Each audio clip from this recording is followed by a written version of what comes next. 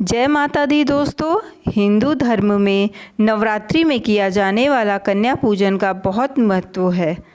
कन्या पूजन अष्टमी या नवमी के दिन किया जाता है।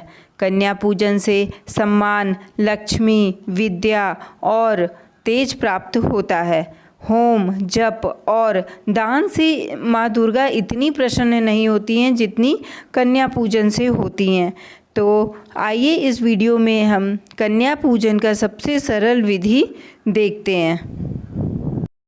कन्या पूजन के लिए सबसे पहले कन्याओं के घर जाकर उन्हें आमंत्रित करें और जब कन्याएं घर में प्रवेश करें उस समय फूलों से उनके ऊपर बरसात करें और माँ दुर्गा के 9 स्वरूपों का जयकारा लगाएं, जैसे जय माँ शैलपुत्री, जय माँ चंद्रघंटा, जय माँ ब्रह्मचारिणी, जय माँ स्कंद माता, जय माँ कुसुमांडा। इसी तरह 9 नामों का जयकारा लगाएं।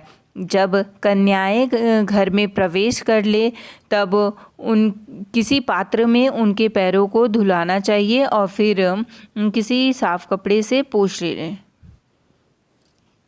देखिए, कन्या पूजन के लिए 9 कन्याएं और 1 बालक बटुक स्वरूप में पूजना उत्तम माना जाता है, लेकिन मुझे कन्याएं नहीं मिल पाई। केवल 2 कन्या और 3 बालक गणेश भगवान, बजरंगबली और भैरव बाबा के रूप में मैं पूज रही हूँ।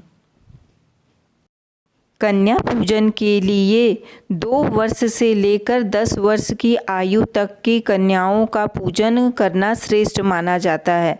इसी बीच की कन्याओं का हमें पूजन करना चाहिए। मेरे ससुर जी सब बालिकाओं का पैर धो रहे हैं। इसके बाद मैं सारे कन्याओं और बालकों को सभी को महावर पैर में लगाऊंगी। अगर कन्याएं ना मिले तो पूजन कैसे करें?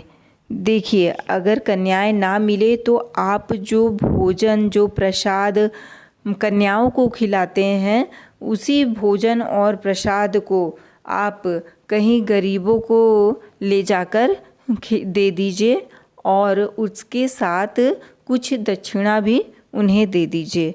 इससे आपको कन्या पूजन का ही फल मिलता है और पुण्य की प्राप्ति होती है। बालक और बालिकाएं दोनों के पैरों में मैंने महावर लगा दिया। अब इसके बाद सभी कन्याओं और बालकों को रोली से टीका करेंगे और फूल, अक्षत से भी पूजा करेंगे, दीपक दिखाएंगे। इसी तरह कन्याओं को भी हम पहले रोली से टीका करेंगे, अक्षत पुष्प चढ़ाएंगे और दीप दिखाएंगे। दीप दिखाने के बाद कन्याओं को चुनरी ओढ़ाएंगे। कई लोगों का कहना है कि हम 9 दिन नवरात्रि का व्रत नहीं करते हैं तो हम कैसे पूजा करें, कैसे कन्या पूजन करें। लेकिन अगर आप 9 दिन करते हैं तब तो अच्छी बात है। अगर नहीं भी करते हैं, पहला और आखिरी रहते हैं, तब भी आप कन्या पूजन कर सकते हैं। इससे कई गुना व्रत का फल प्राप्त होता है। सभी बालक बालिकाओं के हाथों में मैं कलावा बांधूंगी।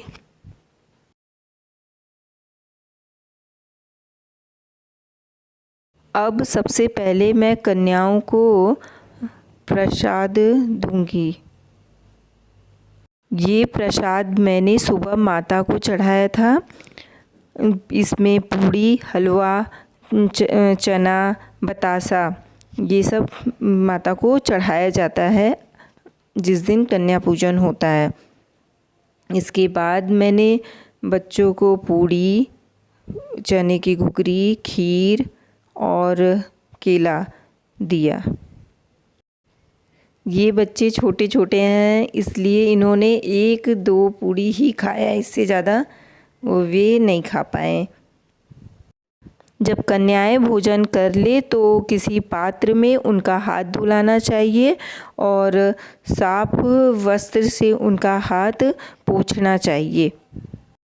फिर मैंने बच्चों को बॉक्स दिया, उसके अंदर एक पेंसिल, शार्पनर, इरेज़र रखकर और एक चॉकलेट सभी बच्चों को दिया और अपने सामर्थ्य के अनुसार कन्याओं को दक्षिणा भी देना चाहिए और फिर बाद में उनका पैर छूकर उनसे आशीर्वाद लेना चाहिए।